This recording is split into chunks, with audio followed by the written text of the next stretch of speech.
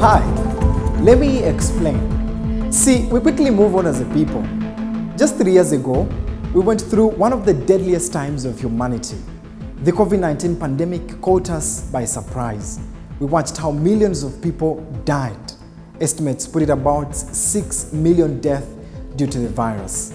The world came to a standstill. Medical workers on the front line fought to the very end, under immense pressure and limited resources. Sometimes it was so hard to bear, watching people die as they grasped for breath. Hospitals got strained, and this was a state of emergency. What could save the world was a vaccine. 4 years, that's the fastest a vaccine has ever been developed, but most takes about 5 to 10 years. Every second spent was a breath taken. Time was not on our side. Big economies invested heavily in research, especially in the global north. They embarked on a journey to develop a vaccine, but first for their population. At the time, Africa remained desperate for vaccines. Number of people dying every day was rising. It was very tough. Despite the existence of international structures like the COVID-19 Vaccine Global Access, COVAX, Africa was left in the cold, unable to procure enough vaccines for its people. After waiting for months, donations started trickling in from the COVAX facility and other countries from the global north and China.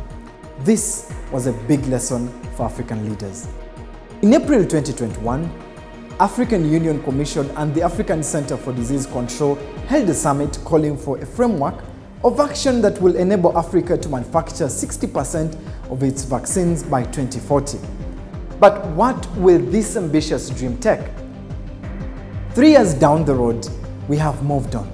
African leaders are busy planning on how to consolidate themselves in power, as others, shaken by the strong waves of coups in West Africa, asking us to make noise.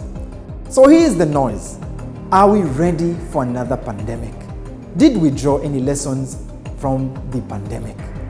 Africa's dream of manufacturing 60% of its vaccine needs by 2040 is quite ambitious.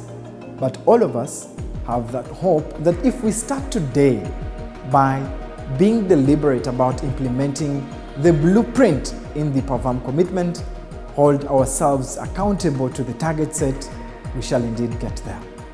Rahim Nwali, AIIJ Explains.